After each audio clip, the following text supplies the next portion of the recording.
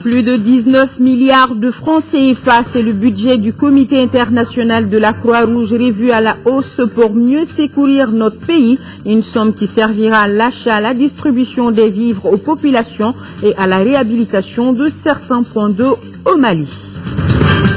L'Angleterre est en deuil. La dame de fer Margaret Thatcher n'est plus. L'ex-premier ministre britannique s'en est allé aujourd'hui des suites d'une longue maladie à l'âge de 87 ans. L'hydrocéphalie, c'est de cela dont il est question ce soir dans la chronique santé, une maladie que l'on rencontre chez les enfants et qui est soignée en neurochirurgie à l'hôpital du Mali. L'opération se fait en 30 minutes et avec succès, nous précise notre équipe en fin d'édition. Nous sommes lundi 8 avril. Merci de votre présence. Bonsoir à tous. Le Comité international de la Croix-Rouge décide de rallonger le budget de ses opérations dans notre pays à plus de 19 milliards de francs CFA. Le directeur adjoint des opérateurs du Comité international de la Croix-Rouge l'a annoncé ce matin au président de la République par intérim au cours d'une audience. Brahma Traoré, reportage. Le soutien du Comité international de la Croix-Rouge ne faiblit pas en faveur du Mali. L'organisation humanitaire annonce une rallonge budgétaire de son opération au Mali à hauteur de 30 millions d'euros, soit plus de 19 milliards de francs CFA. C'est cette bonne nouvelle que le directeur adjoint des opérations du CICR est venu partager avec le président de la République par intérim. Le chef de l'État et son hôte ont abordé la situation humanitaire dans la partie nord du pays. Une situation difficile à laquelle le CICR décide d'apporter des réponses appropriées.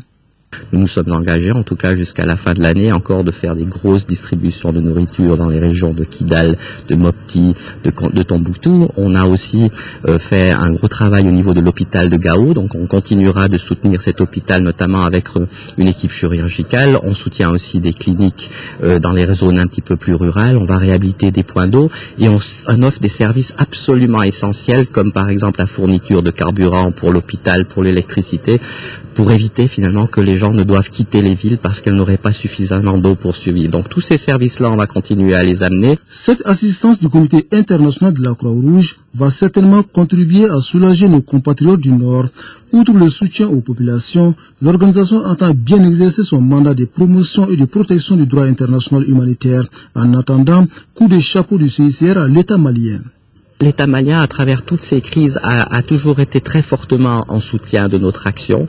Donc le Comité international de la Croix-Rouge est une organisation neutre, indépendante et impartiale. Je crois que l'État malien l'a très bien compris et elle a très fortement facilité finalement la mise en œuvre de nos programmes. Donc c'était aussi l'occasion pour moi de rencontrer le président ad intérim pour lui le remercier pour tout le soutien qu'il avait donné, parce que sans ce soutien, la mise en œuvre de nos opérations n'aurait pas été possible.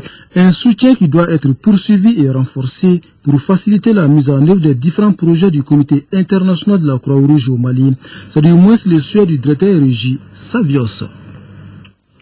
Le président du Conseil économique, social et culturel, Djamil Bitar, a remis ce matin le rapport annuel 2012 de son institution au Premier ministre Django Sissoko. Nandou Dambélé nous en parle. En remettant son rapport annuel au Premier ministre, le président du Conseil économique, social et culturel respecte une tradition, celle consacrée par l'article 107 de la Constitution de 1992. Document de 551 pages, le rapport annuel 2012 du Conseil économique et social se veut un recueil annuel des attentes, des besoins et des problèmes de la société civile malienne.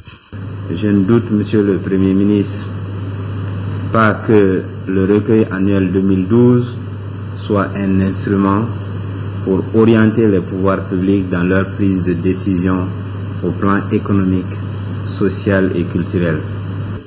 Recevant le document des mains du président du Conseil économique, social et culturel, le Premier ministre Django Sissoko l'a remercié et félicité pour la qualité du travail accompli. C'est le lieu vraiment de vous féliciter pour tout ce que vous avez déjà fait, pour ce que vous êtes en train de faire. Et malgré les difficultés actuelles,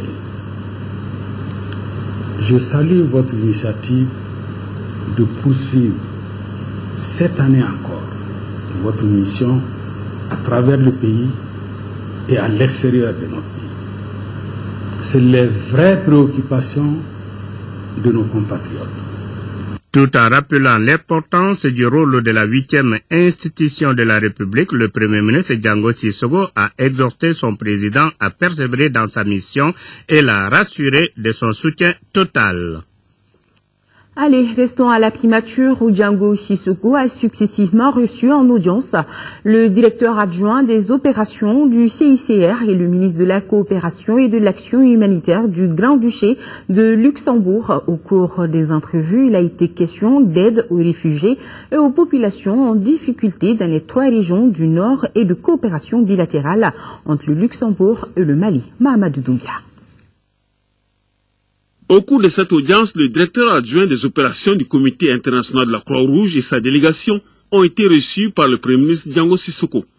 En cette période de crise, l'apport du CICR est primordial pour porter secours aux personnes fragilisées par la situation sécuritaire dans les régions du nord de notre pays. Le Comité international de la Croix-Rouge a été présent dans le nord du Mali durant toute la période depuis le début des hostilités. Donc nous sommes restés présents à Gao avec des équipes. Nous avons été en contact avec l'ensemble des parties au conflit. C'est un petit peu notre devoir en tant que Comité international de répondre aux situations de conflit. Donc les situations étaient extrêmement difficiles. Aujourd'hui, il est sûr qu'il n'est pas encore très facile de travailler finalement dans le nord Mali. Mais de nouveau, je crois que nos équipes ont été capables quand même de donner de la nourriture à plus de 420 000 personnes sur l'année dernière. On sera encore capable justement de le faire cette année. En dehors du Mali, l'apport du CICR est aussi indispensable à l'endroit de nos compatriotes vivant en réfugiés dans les pays voisins. On est présent au Niger au niveau de Niamey. On a fait des petites actions d'urgence qui sont complémentaires aux réponses d'organisations telles que le HCR qui ont finalement un mandat spécifique de répondre aux besoins des réfugiés. Ensuite, le ministre de la Coopération et de l'Action humanitaire du Grand-Duché de Luxembourg a aussi été reçu par le Premier ministre Django Sissoko. La coopération bilatérale entre le Luxembourg et le Mali est au beau fixe, a-t-elle révélé. Le Luxembourg n'a pas arrêté son aide au développement, même pendant la crise, puisque nous avons continué nos projets. Nous allons aussi continuer dans la transition avec le même montant de 10 millions d'euros par an pour la coopération au développement. Et je viens de dire aussi au Premier ministre que nous allons contribuer à hauteur d'1 million d'euros pour les élections. La coopération, le soutien et l'aide apportée au Mali, au dire du ministre de la Coopération et de l'Action humanitaire, ne sont que le signe d'une amitié et d'un amour profond qu'a le Luxembourg à l'endroit du Mali depuis de très longues dates. Si on vient au Mali, c'est un peu rentrer chez soi. C'est donc une affaire d'esprit, de cœur et d'argent. Mais il faut rester les 3 ensemble et je suis sûr que le peuple malien, parce que ce sont les gens les plus vulnérables qui nous tiennent davantage à cœur pour dire vous allez ressortir plus fort de cette crise. Réunion d'échange entre le ministre de l'Énergie et de l'Eau et le directeur de l'Agence du développement des entreprises en Afrique. De cette réunion, il y ressort par exemple que les besoins globaux en énergie du Mali s'élèvent à plus de 630 milliards de francs CFA, nous indique Youssouf Diakité. Pour développer ce pays, à travers cette réunion, les responsables de l'Agence de développement des entreprises en Afrique voulaient se faire une idée exacte des projets existants au niveau du département de l'énergie et de l'eau, avant de passer au financement des plus pertinents, du moins ce qui les intéresse. Nous avons toute une série de projets qui passent par la réalisation de centrales de production d'énergie, passent par la réalisation des lignes de transport, des lignes de distribution et même aussi par la maîtrise et l'efficacité énergétique. L'objectif recherché, selon les responsables de l'agence, est de faire contribuer l'énergie au développement durable du pays et surtout augmenter le taux d'accès à l'électricité qui est de 31% en milieu urbain et de 17% en milieu rural, car les potentialités en éolien, en biomasse et en solaire existent et les besoins d'investissement s'élèvent à plus de 600 milliards de francs CFA pour le secteur de l'énergie. Nous réalisons des forages qui sont couplés maintenant avec des énergies renouvelables et qui permettent donc de réduire le coût de réalisation donc de ce projet, donc rendre beaucoup plus accessible donc ce projet aux populations les plus démunies. Le taux d'accès à l'eau au niveau national était de 76% au 31 décembre 2012. Mais plus de 1400 villages et fractions ne disposent pas de points d'eau. Alors, pour relever ces défis, les besoins financiers sont estimés à 40 milliards par an, toute chose qui inquiète le ministère de l'Énergie et de l'eau. Nos entreprises d'électricité et d'eau sont actuellement confrontées à des problèmes liés à la continuité et à la qualité de leur fourniture dans un contexte financier particulièrement tendu. La maîtrise de ces facteurs exige des investissements lourds, dont la mise en œuvre pourrait être favorisée par des partenariats comme ceux attendus des entreprises européennes et maliennes. En tout cas, le ministre insiste sur la conjugaison des efforts, surtout l'accompagnement des partenaires financiers pour la réalisation rapide de ces différents projets. Les prix des denrées ne sont pas stables et cela n'est pas admissible, dixit le secrétaire général de l'Union nationale des travailleurs du Mali. Pour Siaka Diakité, la flambée des prix a atteint son paroxysme alors que le pouvoir d'achat des Maliens ne bouge pas. Pour en savoir davantage, suivons l'entretien qu'il a accordé à Mohamed Jara. Ce salaire qui est le revenu essentiel du travailleur malien ne lui permet plus de vivre, tellement les prix sur le marché sont inabordables, sans prendre en compte l'équation revenu-prix sur le marché. Vous êtes sollicité d'avance pour fixer des prix? Comment ça se passe?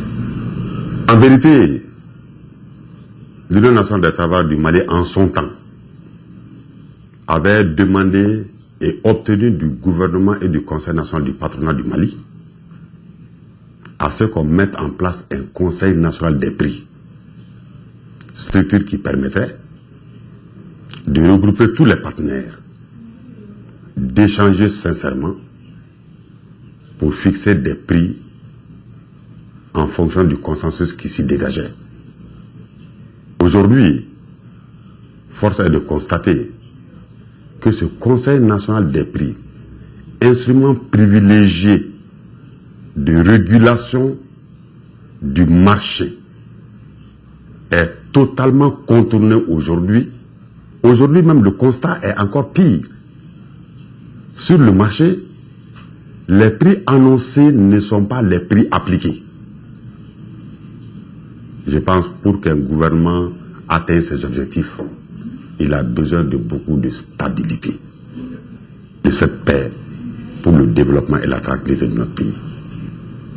Et c'est pourquoi nous, Union nationale des travailleurs du Mali, nous disons que ces prix qui sont en train de se fixer n'engagent pas la centrale syndicale. Nous avons demandé à nos militants que chacun fournisse un effort pour patriotisme.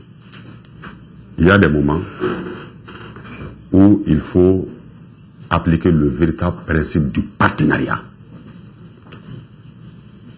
Aujourd'hui, l'UNTM lance cet appel au gouvernement et à tous les décideurs.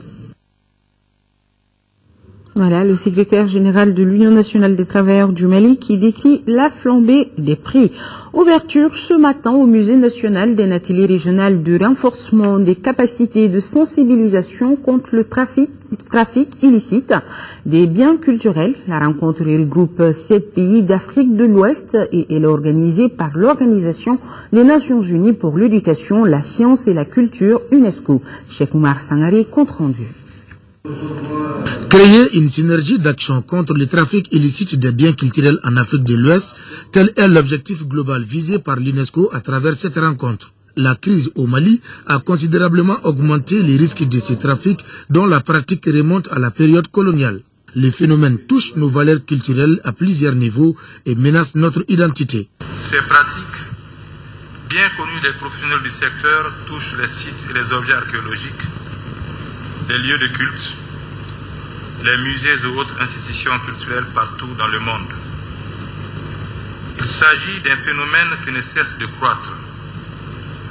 Dans le contexte de l'internationalisation du marché de l'art, il constitue une industrie globale qui menace de piller, d'endommager ou même de détruire les témoignages historiques et l'identité culturelle des peuples. Prennent part à cet atelier de 3 jours les agents d'Interpol, des services de douane et autres acteurs de gestion du patrimoine culturel. En plus du Mali, ils viennent du Burkina Faso, de la Mauritanie, du Niger, du Togo, du Sénégal et de la Côte d'Ivoire. Avec cet atelier, nous cherchons à approfondir cette approche et à stimuler une coopération sous-régionale efficace pour empêcher l'exportation illégale du patrimoine, non seulement du Mali, mais de tous les pays d'Afrique de l'Ouest.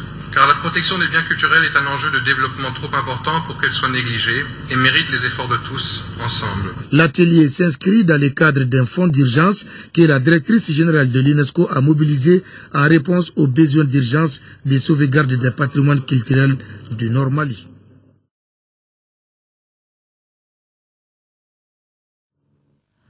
Porte-à-porte pour les agents de la protection civile à Yaoundé. Objectif, limiter les risques et apprendre les gestes qui sauvent en cas de catastrophe naturelle. À Yaoundé, la protection civile fait du porte-à-porte. L'endroit n'a pas été choisi au hasard. Au quartier Nkolbisson, le sol porte encore la marque des dernières inondations. Ici, dès qu'il pleut, on a les pieds dans l'eau. Il faut faire de la prévention. On l'a dit, ce qu'il faut faire, notamment éviter de remplir les circuits d'eau, les lits d'eau par les ordures. Il faut bien curer les cours d'eau, ainsi de suite. Éviter de se construire dans les zones qui sont manifestement à risque. Limiter les risques. Apprendre les gestes qui sauvent. Cette campagne nationale lancée il y a quelques jours alerte sur les dangers qui menacent à l'intérieur et à l'extérieur de la maison. Bougies, monoxyde de carbone, la foudre, le tout est expliqué en images sur cette plaquette. Ici, opération travaux pratiques. Une équipe de la Croix-Rouge initie les habitants au nettoyage d'un puits après une inondation et à l'usage du chlore pour purifier l'eau. Ça va un peu, n'est-ce pas, nous éviter les différentes maladies contagieuses que nous connaissons tout le temps. Vous avez un réel problème de... Oui, nous avons effectivement, nous avons un réel problème d'eau potable. Surtout quand il y a les inondations. Tous les points d'eau sont saturés, sont inondés. Donc, on ne peut plus utiliser cette eau. De nombreuses ONG sont associées à cette campagne qui a démarré à Yaoundé. Elle s'étendra dans les jours qui viennent à tout le pays et visera en priorité les zones les plus à risque. Ouverture ce lundi de la première session de la Cour d'assises de Caille au titre de l'année 2013. Une soixantaine d'affaires impliquant plus d'une centaine d'accusés sont inscrites au rôle de cette session de Caille. La correspondance de Kansoutou Kanouté. Pour sa première session, au titre de l'année 2013, la Cour d'assises de Caille aura à juger 62 affaires, entre autres le vol, le viol, l'assassinat, la pédophilie, les coups mortels, et ce sont 111 accusés qui devront répondre de ces faits. Je ne vous demande pas, Monsieur le Président, autre chose que de débarrasser notre société malienne qui a envie de se développer, de le débarrasser des rebuts, de ceux qui ont choisi, Monsieur le Président, la violence comme voie, comme fin de moyen, Monsieur le Président, pour s'émanciper. C'est contraire à notre idéal de démocratie. À propos de la crise sécuritaire, le procureur général a dit que le Mali ne mérite pas cela et espère que les intellectuels maliens, la société civile du Mali et surtout la classe politique en tireront les meilleurs enseignements possibles, car cette situation dramatique, selon Moussa Bakayoko, n'est autre chose que la somme de nos indifférences, de nos silences coupables face à une manière de gouverner. Quant aux représentants de l'ordre des avocats, il a invité la Cour à rendre des arrêts justes et équitables afin de convaincre les pessimistes qui disent que la justice est amère. Aux magistrats professionnels que vous êtes, déjà rempli la tâche, le barreau a peu de choses à vous dire. Sinon, le vœu d'avoir des arrêts justes. Moussa Bakayoko, procureur général, a souhaité que le président qui sera élu en juillet puisse bâtir un Mali nouveau où les institutions seront confiées à des hommes et à des femmes capables de les animer, avant d'ajouter qu'il faut que l'État retrouve toute son autorité et que l'on lutte contre l'injustice, le clientélisme, le favoritisme et le népotisme qui freinent tout processus de développement. À noter que 6 assesseurs ont prêté serment. Ici à Bamako, le ministre de la Famille, de la Promotion de la Femme et de l'Enfant s'est rendu ce matin au CHU Gabriel Touré pour soutenir moralement et financièrement la mère des sextuplés, désormais triplés. Pour un rappel, la naissance prématurée a causé le décès de 3 bébés. La visite a été suivie par Rachel Tessougué. Le ministre de la Famille, de la Promotion de la Femme et de l'Enfant a rendu visite à une dame ayant mis au monde des sextuplés. Sur 6 enfants, seulement 3 sont en vie. Nous avons constaté l'attention particulière que le directeur de l'hôpital du Gabriel Touré et toute son équipe de la pédiatrie, de la gynécologie sont en train de faire à l'endroit de ces nouveau-nés. Depuis les premières semaines de cette grossesse, la dame elle a été suivie et la prise en charge dès lors a été faite par le ministère de la Santé. Donc nous ne pouvons que remercier toutes les bonnes volontés qui ont bien voulu apporter leur soutien moral, matériel et technique à cette famille qui a eu l'heureuse occasion d'avoir des sextuplés en même temps de perdre les 3. La mère ayant subi une césarienne est en convalescence. Quant aux 3 nouveau-nés, ils sont placés dans des couveuses à cause de leur naissance prématurée. La maman se porte bien, comme ça devrait l'être après une intervention. Elle est à mesure de rejoindre les nouveau-nés pour leur donner le sein. Le ministre de la Famille, de la Promotion de la Femme et de l'Enfant a remis une enveloppe symbolique pour soutenir la maman et ses bébés. 4e réunion du comité du suivi du projet régional de l'amélioration de la qualité des cuirs et peaux. C'était à la Direction nationale des producteurs et des industries animales. L'objectif du projet est le renforcement des capacités des membres du secteur. Fademba Keita. La présentation du rapport annuel d'activité 2012 du programme d'exécution technique et financière de 2013 sont entre autres points inscrits à l'ordre du jour de cette 4e réunion du comité de suivi du projet régional de l'amélioration de la qualité des cuirs et peaux. L'objectif visé par cet important projet est le renforcement de la capacité productive, aussi bien au niveau qualitatif que quantitatif, et l'établissement des liens plus efficaces et avantageux entre les segments de la filière. Il s'agit donc de peaux brutes, le tannage artisanal et industriel.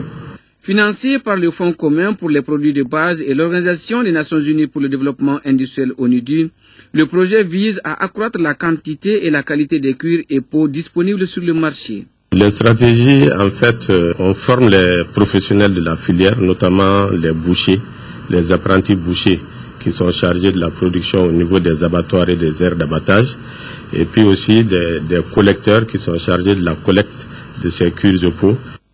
Pour atteindre ces objectifs, le projet prévoit la formation des professionnels de cuir et peau en technique de production et de conditionnement, l'équipement des bouchers en outils de dépouillement. Le projet est exécuté dans 4 pays de l'Afrique de l'Ouest, à savoir le Burkina Faso, le Mali, le Niger et le Sénégal. Réouverture des portes du centre Djoliba après une année de fermeture. Une décision qui intervient à la suite d'une réunion de réflexion pour relancer cette institution à la demande de l'archevêque de Bamako, Monseigneur Jean Zerbo. L'annonce a été faite ce matin au cours d'une conférence de presse au siège de la structure. Modibo Souaré nous en dit plus. Ce point de presse marque la reprise effective des activités du centre Djoliba de Bamako. La structure avait fermé ses portes en avril 2012 et remercié tout son personnel par la même occasion. Quelques mois après, une série de concertations a été menée auprès des personnes ressources sous la direction de Monseigneur Jean Zerbo, l'archevêque de Bamako, pour relancer les activités de ce centre historique avec bien évidemment de nouvelles orientations. En rouvrant désormais ses portes, le centre Djoliba met en veilleuse un certain nombre d'activités qu'il avait pratiquées pendant longtemps, comme la formation, la promotion féminine et l'enfance. Bref, tous ces programmes qu'il exécutait avec l'appui de partenaires stratégiques et financiers. Peut-être qu'un jour, il y reviendra sous une forme ou une autre. Le centre Djoliba Nouveau se focalisera dans un premier temps sur ces deux activités fondatrices, la documentation et les conférences débats. La documentation bibliothèque a été réouverte depuis plusieurs mois. Elle a déjà retrouvé son rayonnement d'antan. Nous voulons l'enrichir d'un nouveau concept, un nouveau produit répondant à un besoin réel. Il s'agit de l'initiative Un livre, un auteur. Une manière de pousser les Maliens à la lecture et à l'écriture. Les conférences de débat, c'est le concept qui a marqué des générations entières de Maliens depuis la création du centre Djoliba. La réflexion est en cours pour mettre en place un comité pluridisciplinaire responsable des débats publics au centre Djoliba. Pour ce nouveau départ, l'institution va s'atteler à réfléchir sur ses fondements statutaires et réglementaires afin de se doter d'une personnalité juridique en s'insérant mieux dans l'organigramme de l'église de l'archidiocèse de Bamako. Structure d'appui pour le renforcement des capacités d'intervention des acteurs du développement dans notre pays, le centre Djoliba a été créé en janvier 1964 et s'est défini comme une organisation d'inspiration chrétienne catholique. Et nous arrivons à notre page santé. Focus ce soir sur l'hydrocéphalie, une maladie que l'on rencontre chez les enfants. Par exemple, si la tête de votre bébé grossit très rapidement dès le bas âge, n'hésitez pas à consulter urgemment un neurochirurgien. Ce facteur peut même menacer la vie de l'enfant dont l'état général n'est pas bon. Heureusement, consultez à temps. Le traitement de l'hydrocéphalie se fait avec succès en 30 minutes pour une opération à l'hôpital du Mali. Suivons les explications de Tchessera Dameli.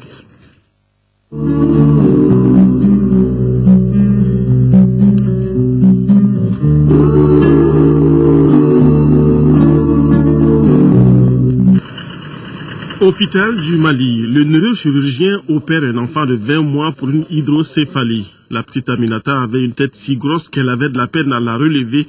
Elle était à peu près comme ses autres enfants dont l'état inquiète les parents. Heureusement que le traitement chirurgical de l'hydrocéphalie a évolué. L'opération qu'on a faite aujourd'hui est une intervention neuroendoscopique qui consiste avec une petite ouverture, comme vous l'avez constaté, à descendre à l'intérieur du crâne, du cerveau, par les cavités de ventricules, à permettre la communication entre les ventricules, et secondairement, les plexus choroïdes, c'est comme des fleurs de bourgeonnement à l'intérieur de ces cavités ventriculaires, sont responsables de la fabrication du liquide céphalorachidien. Alors, il suffit en ce moment-là de les cauteriser, de les coaguler pour qu'il n'y ait pas d'une production excessive du liquide céphalorachidien. La plupart des enfants qui naissent avec cette pathologie dans les régions reculées ne parviennent pas à Bamako parce qu'on estime qu'ils ne sont pas viables. Alors c'est le lieu de dire que ces enfants sont bien viables, qu'on peut les traiter et qu'on peut les guérir. Une tête grosse, des signes de strabisme et un état général de visu pas très fameux, voilà quelques signes extérieurs d'un enfant souffrant d'une hydrocéphalie. Cette augmentation du volume de la tête est due à une accumulation du liquide céphalorachidien à l'intérieur de la boîte crânienne. La principale cause de cette maladie, c'est un problème de circulation du liquide céphalorachidien qui nourrit le système nerveux. L'un des ventricules ne communique pas avec l'autre. Secondairement, les causes infectieuses, comme dans les pays en voie de développement, il y a beaucoup de méningites.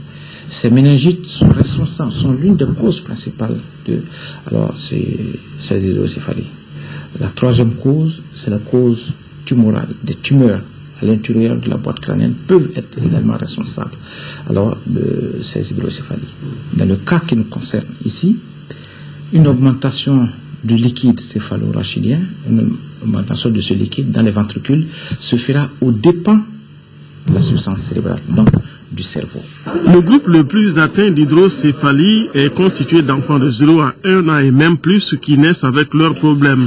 à l'hôpital du Mali où la prise en charge de la maladie se fait avec succès, avec un bon bilan préopératoire. 30 minutes suffisent pour l'intervention chirurgicale salvatrice. Alors, si on arrive à contenir la production normale ou excessive du liquide céphalorachidien et à permettre une communication normale entre les ventricules, l'hydrocéphalie est contenue et peut être considérée comme guérie. Selon l'Organisation mondiale de la santé, sur une population de 12 millions, entre 0,25 et 0,41% des personnes ont une hydrocéphalie. Aujourd'hui, maladie traitable, ces premiers signes devraient pouvoir être détectés par les parents et le personnel soignant à la base. Tout enfant qui naît avec une tête qui est plus grosse que la normale est un enfant suspect. Voilà, on va dire comme ça. Et tout enfant qui fait un syndrome fébrile, chez nous on dirait un accéphalus ou une méningite, cet enfant doit être surveillé de près. Toute augmentation du volume de sa tête doit inciter la maman à se présenter dans les centres de santé. Après l'opération chirurgicale, le neurochirurgien programme un contrôle 3 mois après, mais il aura déjà senti dès le bloc opératoire qu'il a réussi grâce au rétablissement de la communication entre les ventricules.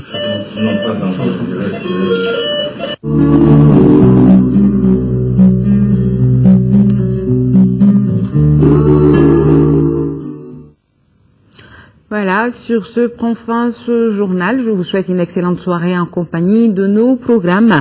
À retrouver la ligne de front avec Abbas Famougouri Traoré, une réalisation de Balobo Maïga. Demain, 10h, 13h, Sira Batili vous donne rendez-vous. Merci à nos téléspectateurs de Brazzaville. À demain, 20h. Merci.